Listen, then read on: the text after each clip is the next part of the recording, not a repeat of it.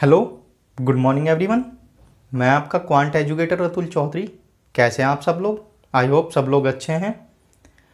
तो last class में हम लोग डिस्कस कर रहे थे परसेंटेज से रिलेटेड प्रीवियस ईयर क्वेश्चंस जो भी हमारे बैंकिंग में पूछे गए हैं।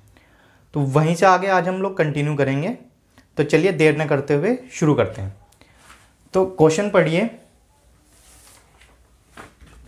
देखिए, Ramesh got 76% marks and Radha got 480 marks in a test. Ramesh ने 76% मार्क्स ऑब्टेन किए हैं और राधा को मिले हैं 480 मार्क्स एक टेस्ट में। The maximum marks of the test is equal to the marks obtained by Ramesh and Radha together. जो मैक्सिमम मार्क्स हैं टेस्ट के वो इक्वल हैं रमेश और राधा के मार्क्स टुगेदर। ठीक है। How many marks did Ramesh scored in the test. तो रमेश ने कितने मार्क्स टेस्ट में ऑब्टेन किए हैं हमें ये बताना है। तो देखिए, अगर मैं बात करूं टोटल मार्क्स की, अगर टोटल मार्क्स मेरे 100% हैं और रमेश जो है, रमेश को 76% मार्क्स मिले हैं, तो राधा को जो मार्क्स मिले होंगे, राधा को जो मार्क्स मिले होंगे वो टोटल मार्क्स में से, टोटल मार्क्स में से अगर मैं रमेश के मार्क्स सब्ट्रैक्ट कर दूं तो ये राधा के मार्क्स आ जाएंगे। भाई राधा को कितने परसेंट मार्क्स मिले हैं, अगर मैं टोटल में से रमेश के मार्क्स कर दूं, माइनस कर दूं, तो वो राधा के आ जाएंगे। लेकिन राधा को मार्क्स मिले कितने हैं, ये हमारे मिले हैं 480। ठीक है, राधा को हमारे 480 मार्क्स मिले हैं। अगर 24% मेरा 480 के इक्वल है तो 1% मेरा 20 हो जाएगा क्या भाई? 24 से 2 टाइम्स 48 और 0 1%। अगर मेरा 20 है तो मुझे क्या बताना था, रमेश ने कितने मार्क्स स्कोर किए हैं। तो रमेश ने मार्क्स जो स्कोर किए हैं वो 76% किए हैं और 1% की वैल्यू अगर 20 है तो 76 अगर इंटू 20 करूंगा मैं तो 76 का 2 टाइम्स यानी कि 1520, यानी कि रमेश ने 1520 मार्क्स ऑब्टेन किए होंगे। देखो फटाफट एक बार और दोबारा देखो, क्या था, टोटल मार्क्स मेरे 100% थे, रमेश ने 76% ऑब्टेन किए हैं मार्क्स और राधा ने किए हैं 24%। ठीक है, लेकिन राधा ने एक्चुअल में कितने मार्क्स ऑब्टेन किए हैं, वो किए हैं 480। तो 24% हमारा 480 के इक्वल, 1% हमारा 20 के इक्वल। तो रमेश के मार्क्स हम लोगों को बताने थे, रमेश ने किए थे 76% और 76 इंटू 20 यानी कि 1520 हमारे रमेश के मार्क्स हो जाएंगे। अगर हमें टोटल मार्क्स की बताने हो कि हमारे टोटल मार्क्स कितने थे, तो टोटल मार्क्स हमारा 100% था। 1% की वैल्यू अगर हमारी 20 है तो अगर हम टोटल मार्क्स की बात करें तो ये हो जाएगा हमारा 100 इंटू 20 यानी कि 2000 हो जाएंगे हमारे टोटल मार्क्स। तो वो क्वेश्चन में टोटल मार्क्स भी पूछ सकता था, लेकिन उसने पूछा था रमेश को कितने परसेंट मार्क्स मिले हैं, मतलब कितने मार्क्स मिले हैं। 76% मार्क्स उसे मिले थे, 1% की वैल्यू 20 आ गई, तो हमारे रमेश को 1520 मार्क्स टोटल मिले हैं। ठीक है, चलिए नेक्स्ट देखते हैं।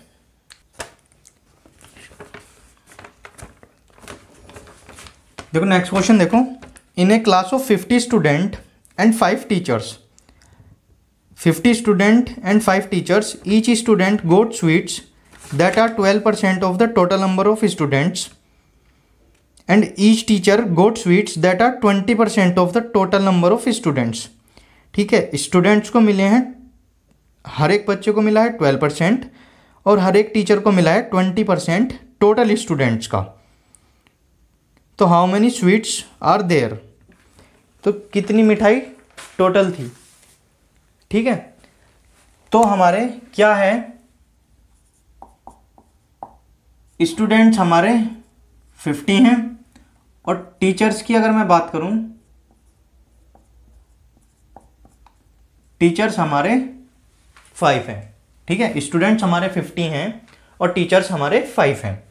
तो हर एक स्टूडेंट को कितना मिला है, 12% मिला है। हर एक स्टूडेंट की अगर मैं बात करूं स्टूडेंट की, तो उन्हें मिला है 12% किसका, टोटल नंबर ऑफ स्टूडेंट्स का, यानी कि 12% ऑफ 50।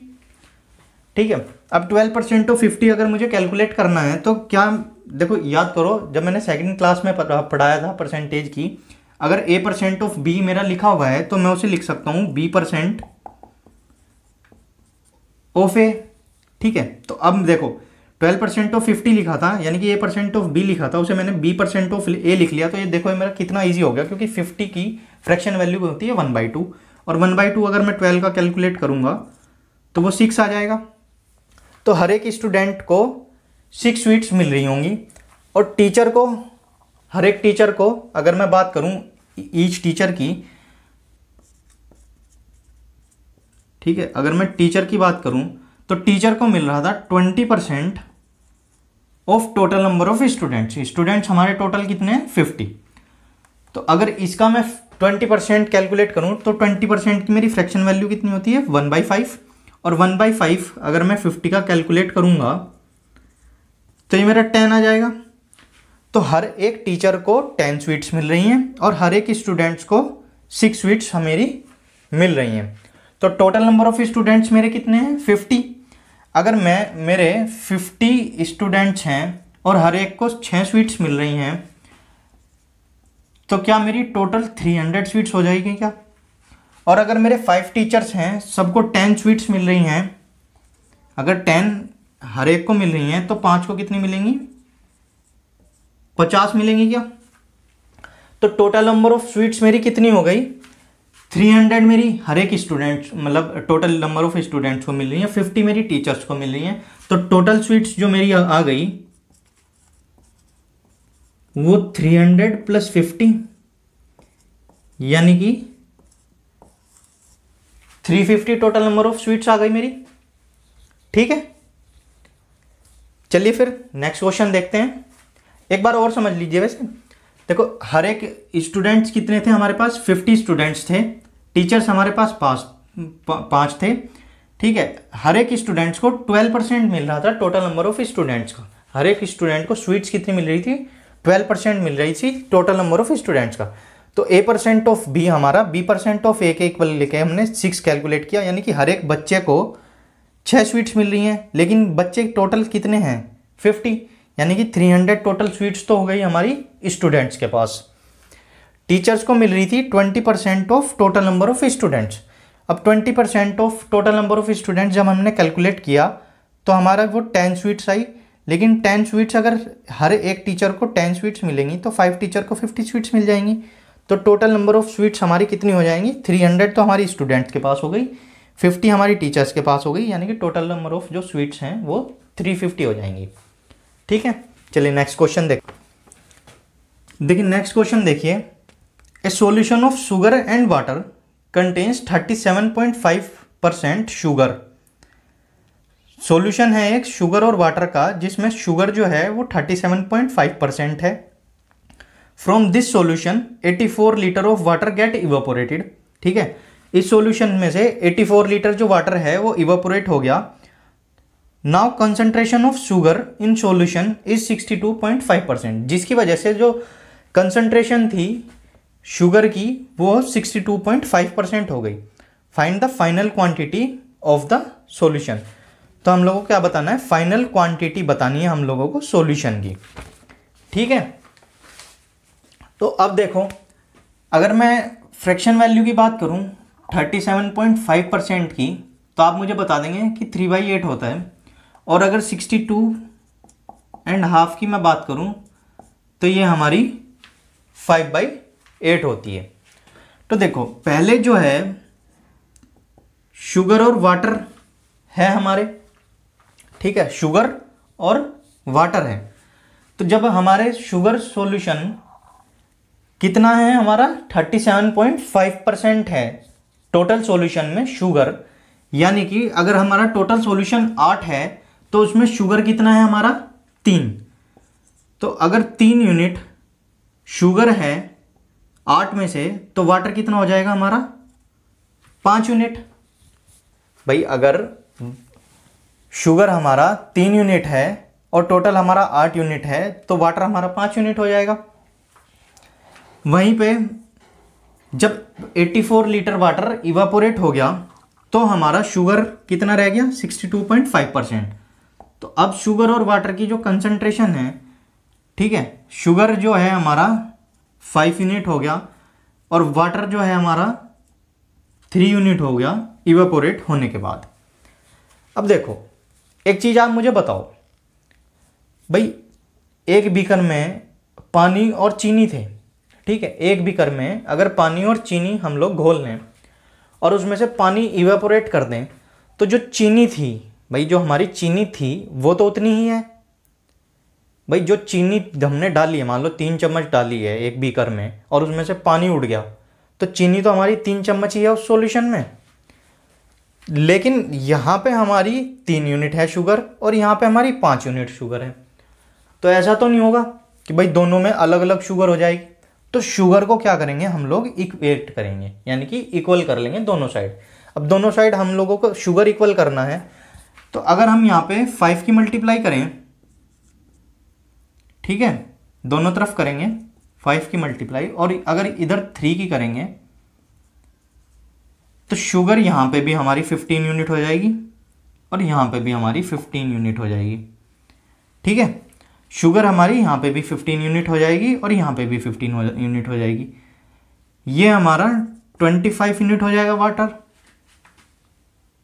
भाई 25 यूनिट वाटर हो जाएगा। ठीक है, और ये हमारा हो जाएगा 9 यूनिट वाटर। ठीक है, ये हमारा हो जाएगा 9 यूनिट वाटर। अब हमारी शुगर दोनों तरफ इक्वल हो गई है। अब उन्होंने क्या बोला था क्वेश्चन में, क्वेश्चन में उन्होंने बोला था कि 84 लीटर जो है वाटर वो इवापोरेट हो गया, लेकिन एक्चुअल में जो हमारा वाटर इवापोरेट हुआ है वो कितना हुआ है, 16 यूनिट।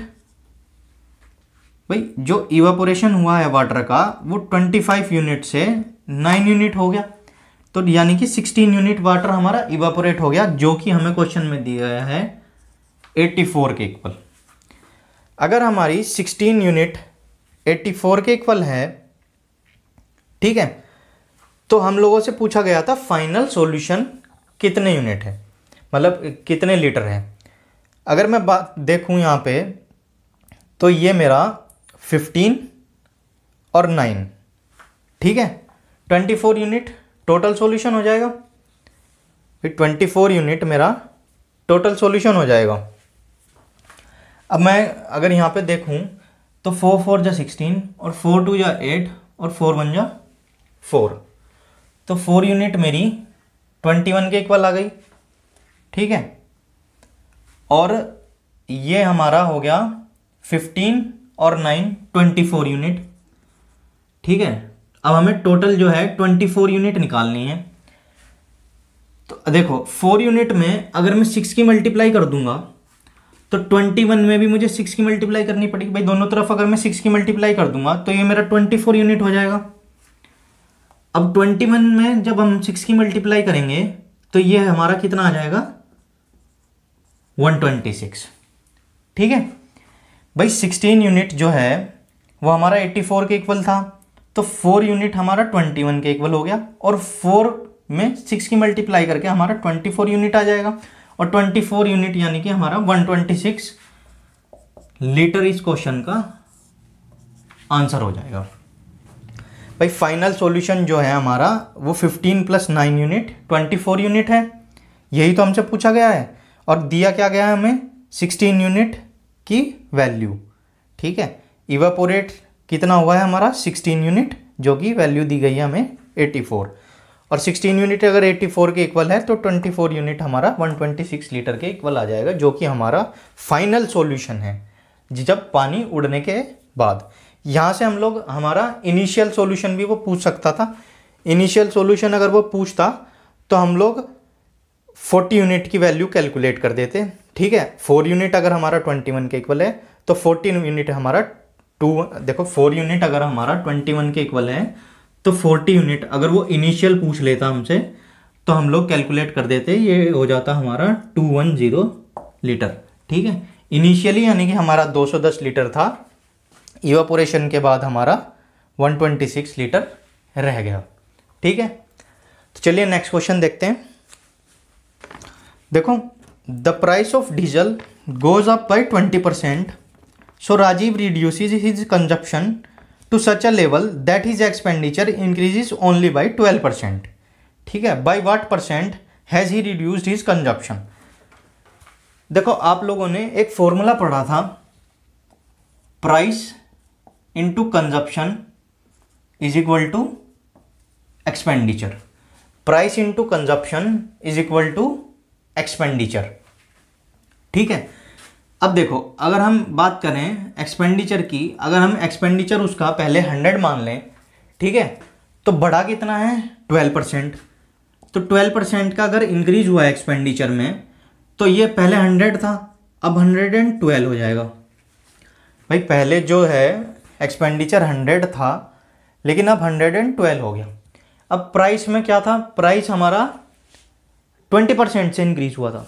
ठीक है, 20% से इंक्रीज हुआ था, तो 20% हमारा 1/5 होता है, यानी कि प्राइस हमारा अगर हम बोलें 5 से 6 हो गया।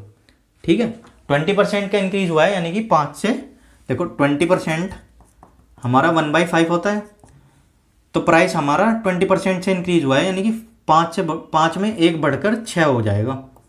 ठीक है, तो 5 से 6 हो गया हमारा प्राइस। तो अगर हम यहाँ पे एक्सपेंडिचर की बात करें, तो 5 इंटू 20 हमारा 100 होता है। वहीं पे अगर मैं बात करूं यहाँ पे कंजप्शन की, तो ये हमारा कितना होगा 112/6। भाई 6 में किसकी मल्टीप्लाई करें कि 112 आ जाए, तो 112/6 की अगर हम मल्टीप्लाई कर देंगे तो 112 आ जाएगा। भाई समझो, अगर भाई 6 में किस चीज़ की मल्टीप्लाई करें कि 112 आ जाए, तो 112/6 की मल्टीप्लाई कर देंगे। तो हमें क्या बोला गया था, कंजप्शन में चेंज बताना था। ठीक है, अब अगर हम कंजप्शन की बात करें, तो पहले हमारा कंजप्शन कितना था 20, लेकिन अब कितना हो गया 112/6। अब अगर हम इसे इक्वेट करेंगे, तो ये 6 2 12, यानी कि 120 ये इधर हो जाएगा और 112 ये इधर हो जाएगा।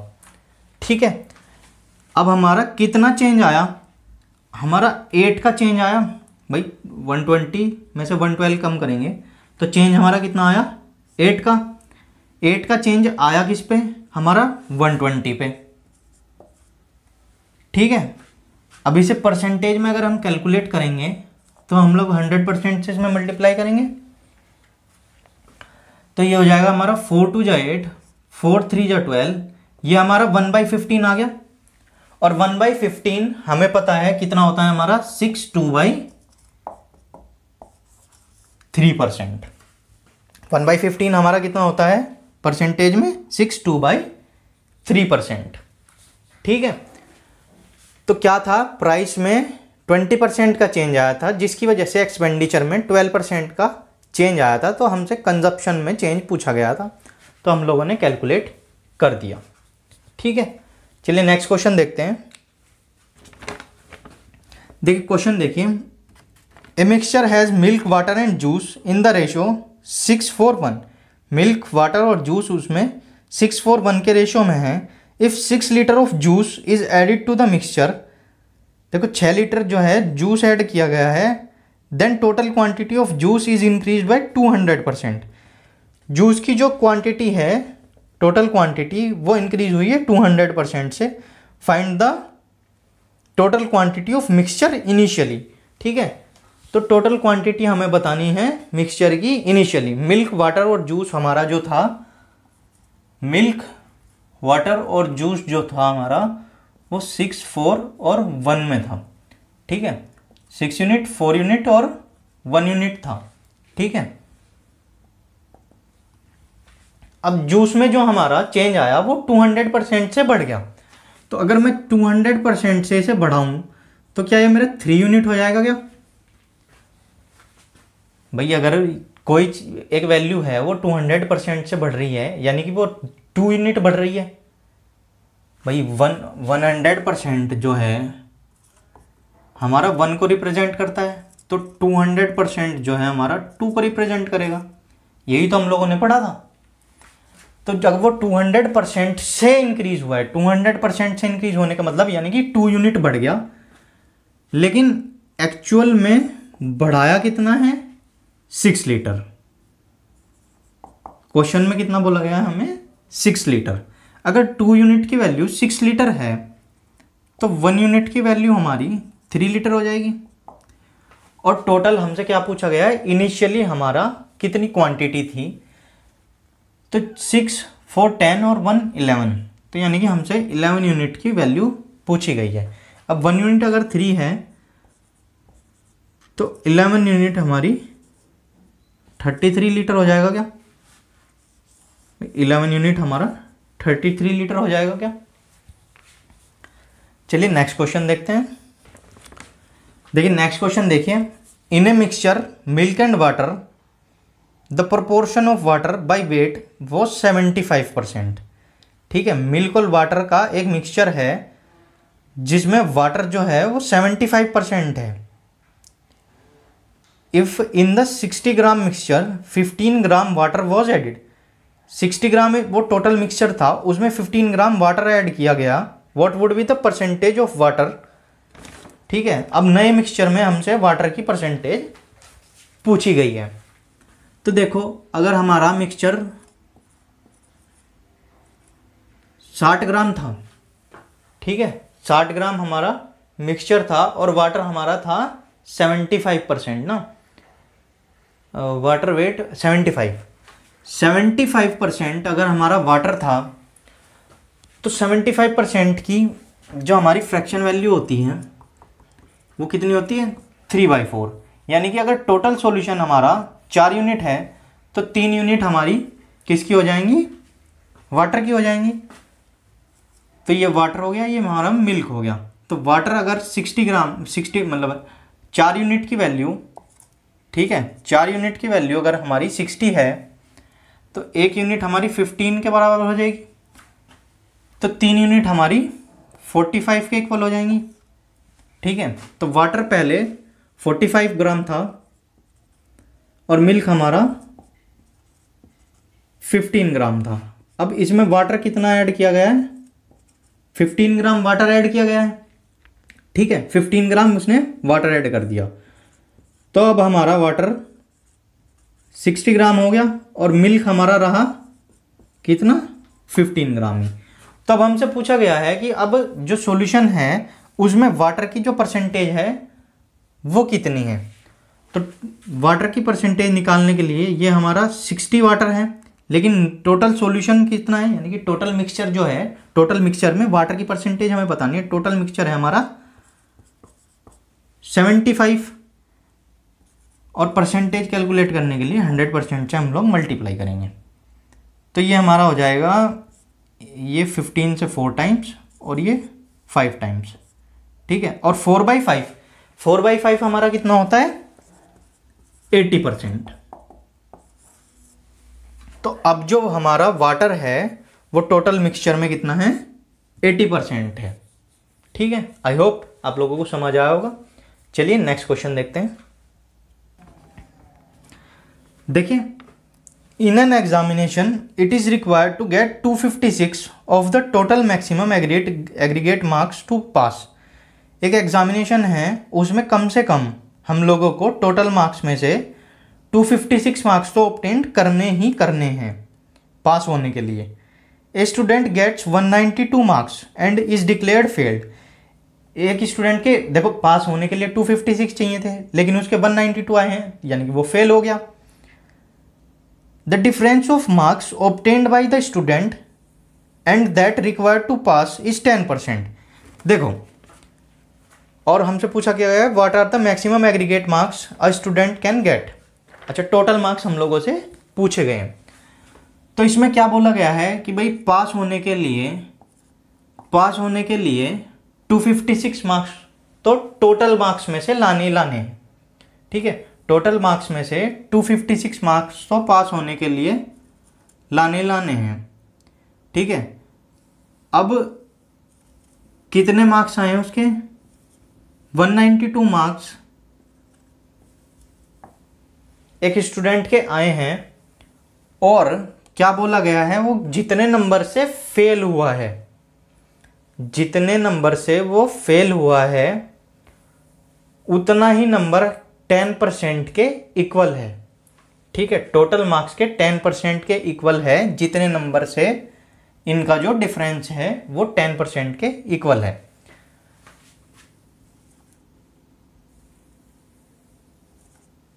ठीक है, तो ये हमारा कितना आ गया, 64 आ गया।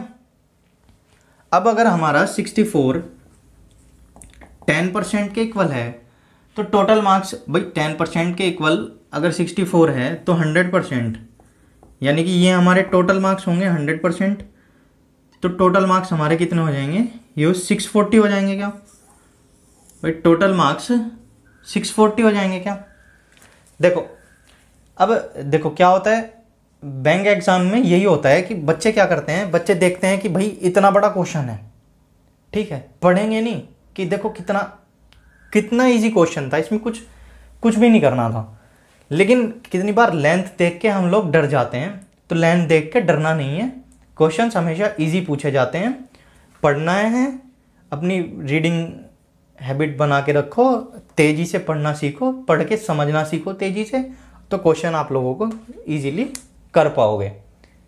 ठीक है, चलिए फिर नेक्स्ट देखो, नेक्स्ट क्वेश्चन क्या है, ए सम ऑफ ₹2236 यानी कि 2236 जो है वो डिवाइड किया गया है ए बी सी में, such that A receives 25% more than C. अच्छा, ए और सी में जो है, ए और सी में ए रिसीव करता है 25% मोर। देखो 25% का हमारा कितना होता है, 1/4, यानी कि सी को अगर 4 मिल रहा है तो ए को 25% ज़्यादा, यानी कि ए को 5 मिल रहा होगा। ठीक है, and C receives 25% less than B. C जो है, बी और सी की अगर हम बात करें तो सी को मिलता है 25% लेस। देखो 25% की फिर से वही 1/4, तो अगर बी को 4 मिल रहा है तो इसे 25% लेस यानी कि 3 मिल रहा होगा, इसे 3 मिल रहा होगा। अब देखो एक चीज़ बताओ भाई, यहाँ भी ए और सी है, यहाँ बी और सी है, सी यहाँ पे 4 है, यहाँ पे 3 है, तो ऐसा तो नहीं होगा कि भाई सी को अलग अलग ही मिल रहा होगा। भाई सी को हम लोग इक्वेट करेंगे, यानी कि इक्वल करेंगे। अगर यहाँ पे हम लोग सी को इक्वल करेंगे तो नीचे 4 से मल्टीप्लाई कर देंगे, ऊपर 3 से कर देंगे दोनों साइड, और नीचे 4 से कर देंगे। ठीक है, तो यहाँ पे हमारा ए कितना आ जाएगा, ये हमारा हो जाएगा 15 और 12, ए और सी। और बी और सी की अगर मैं बात करूं तो सी यहाँ पे 12 हो जाएगा और ये हमारा बी हो जाएगा 16। तो ए बी सी की अगर मैं बात करूं तो ए हमारा 15 हो जाएगा, बी हमारा 16 हो जाएगा और सी हमारा 12 हो जाएगा। ठीक है भाई, ए हमारा 15 हो गया, बी हमारा 16 हो गया और सी हमारा 12 हो गया, यानी कि 15 यूनिट, 16 यूनिट और 12 यूनिट हमारी वैल्यू आ गई। लेकिन टोटल हमें कितना दिया गया था, 2236। ठीक है, अब अगर हम इसे ऐड करें तो ये हमारा हो जाएगा 15, 16, 31 और 10, 41 और 2, ये हमारा 43 यूनिट हो जाएगा। ठीक है, और ये हमारा दिया गया है 2236 के इक्वल।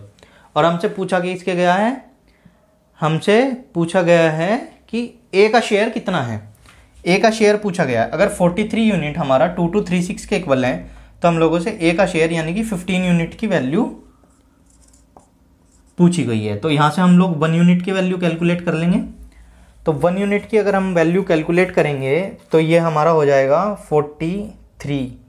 अच्छा 43 तो प्राइम नंबर होता है, 43 प्राइम नंबर होता है, तो 43 से ही डायरेक्ट हम कैलकुलेट करते हैं। देखो घबराना नहीं है कि कैसे कैलकुलेशन होगी। ये देखो लगभग इसे अगर हम 40 देखें, 40 इंटू 5 हमारा 200 होता है, तो ये वैल्यू 200 के आसपास ही है। और 5 3 जा 15 यानी कि 215 हो जाएगा अगर हम इसमें 43 में 5 की मल्टीप्लाई करें। तो 43 से पहले 5 टाइम्स ये कटा तो 215 हो गया। अब हमारा बचा कितना 8, तो 43 से 2 टाइम्स। देखो देखो कितना आसान था। 43 देखा हमने और 2 2 3 6 को डिवाइड करना था, तो 40, तो हम लोगों ने देखा 40 इंटू 5, 40 इंटू 5 200 यानी कि 200 से थोड़ा ज़्यादा है, यानी कि हमारे पास यहाँ 3 भी था, तो 5 इंटू 3 हमारा 15, तो ये तो हो गया 43 इंटू 5 यानी कि 215 हो गया हमारा। उसके बाद कितना बचा हमारा 8 बचा और 86 हमारा ट्वाइस हो गया। अब हम लोगों को 15 यूनिट की वैल्यू बतानी है, तो 15 इंटू 52 करेंगे। अब देखो 15 इंटू 52 की बजाय मैं क्या करूंगा, मैं 30 इंटू 26 कर लूंगा। ठीक है, 15 इंटू 52 के बजाय मैं 30 इंटू 26 कर लूंगा। मैंने यहाँ पे क्या किया, मैंने 15 को ट्वाइस कर लिया और इसे हाफ कर लिया, जिससे कि मेरी कैलकुलेशन थोड़ा इजी होगी, क्योंकि 26 3 जा मुझे पता है 78 होता है और ये मेरा 780 आ जाएगा। ठीक है, या फिर मैं इसे और कर सकता था फर्दर, इसे मैं 60 कर देता और इसे 13 कर देता, क्योंकि बहुत बार होता है 26 तक हमें टेबल नहीं लर्न होते, तो हमें 13 का तो लर्न होता है, तो 13 इंटू 60 कर लेता और 13 6 जा 78, तब तो आप लोग कैलकुलेट कर पाते हैं। तो आप लोग फर्दर भी इसे कर सकते थे कि 60 इंटू 13 कर लेते, जैसे 15 इंटू 52 लिखा है, 30 इंटू 26 और 60 इंटू 13। ठीक है, एक को बढ़ा लो, एक को हाफ कर लो, एक को डबल कर दो, एक को हाफ कर दो, तो कैलकुलेशन हमारी थोड़ा इजी हो जाती है। तो हमारा 780 आ गया। ठीक है, चलिए नेक्स्ट क्वेश्चन देखते हैं। देखिए नेक्स्ट क्वेश्चन देखिए, in an election between two candidates one got 52% of the total valid votes. ठीक है, वैलिड वोट्स का 52% मिला है और 25% of the total votes were invalid. Total number of votes were 8400। How many valid votes did the other person get. तो हम लोगों को बताना है कि दूसरे पर्सन को वैलिड वोट्स कितनी मिली हैं। ठीक है, अगर मैं बात करूं 100x, अगर मेरी टोटल वोट्स हैं, इसमें से 25% अगर मेरी इनवैलिड हो जाएंगी, इनवैलिड अगर 25% मेरी हो गई, यानी कि 25x मेरी इनवैलिड हो गई, तो वैलिड मेरी 75x हो जाएंगी। भाई 75x मेरी वैलिड हो जाएंगी। अब इसमें से ए को जो मिला है वो कितना मिला है, 52%। ठीक है, 52% ए को मिला है। अब देखो 75 का 52% हम लोगों को कैलकुलेट करना है, तो यहाँ पे भी मैं क्या करूँगा, मैं कर लूँगा 26% कैलकुलेट कर लूँगा मैं 75 का 10 डबल यानी कि 150 का। ठीक है, या फिर मैं कर लूँगा 13% किसका, 300 का।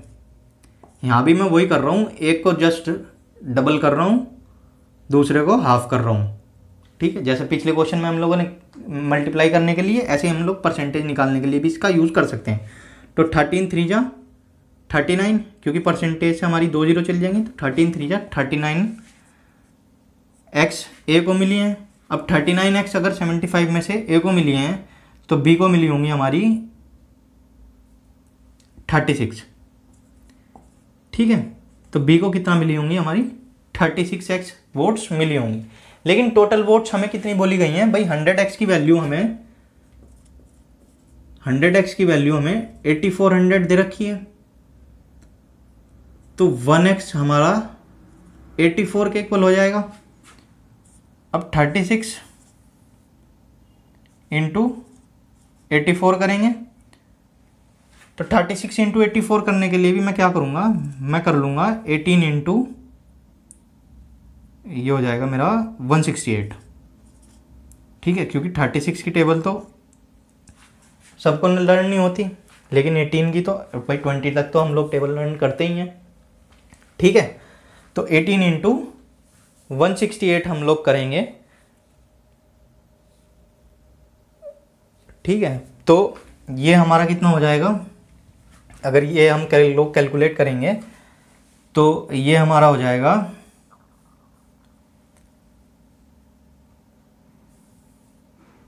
18 बन जा 18 और 6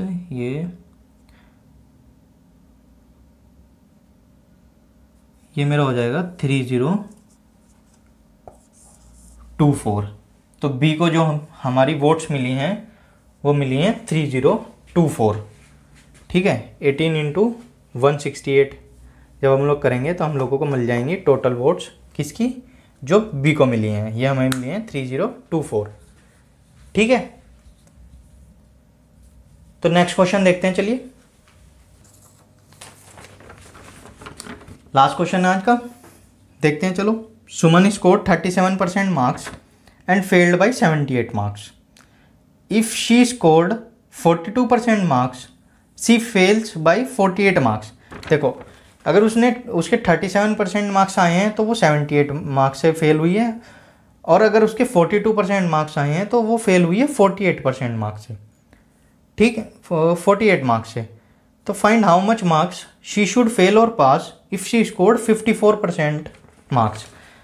देखो इसमें क्या बोला गया है, अगर हम बात करें उसके 37% जब मार्क्स आए हैं तो वो 78 मार्क्स से फेल हुई है, यानी कि पासिंग मार्क्स जो हैं वो हैं 37% प्लस 78।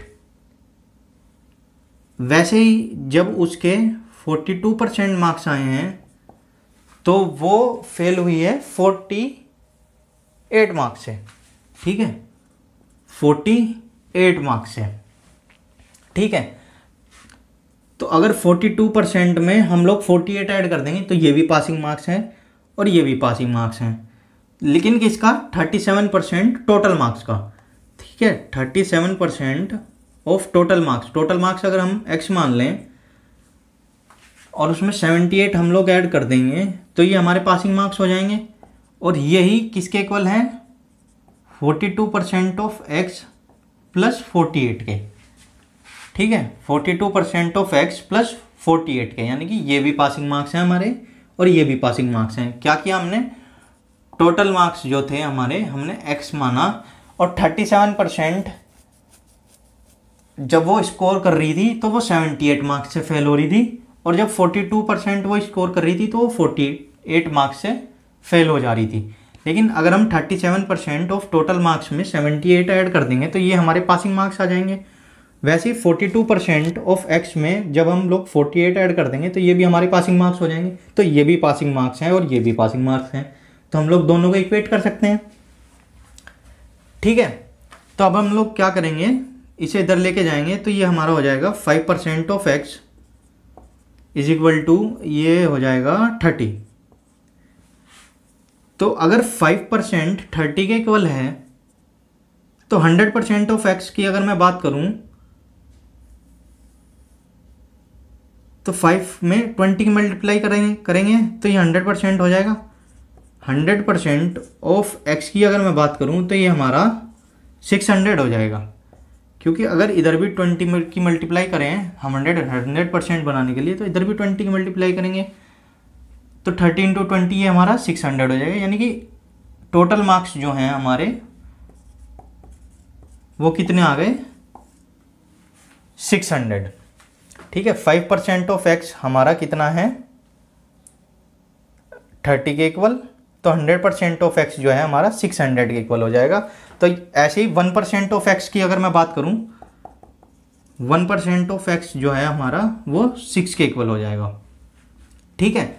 अब अगर हमसे पूछा गया था 54% के बारे में, ठीक है, तो 54% की अगर मैं वैल्यू कैलकुलेट करूं तो 54% अगर इसका 50% में कैलकुलेट करूं तो 300 होता है, और 1% 6 है तो 4% हमारा 6 इंटू 4 24 हो जाएगा।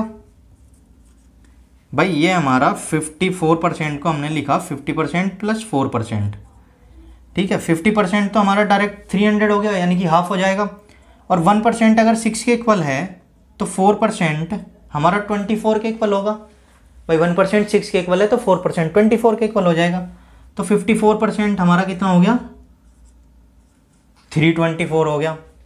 अब हम लोगों को क्या बताना था कि अगर उसने 54% मार्क्स स्कोर किए हैं, यानी कि अगर उसने 324 मार्क्स स्कोर किए हैं, तो पासिंग मार्क्स से कितने कम या ज़्यादा मार्क्स उसने स्कोर किए हैं।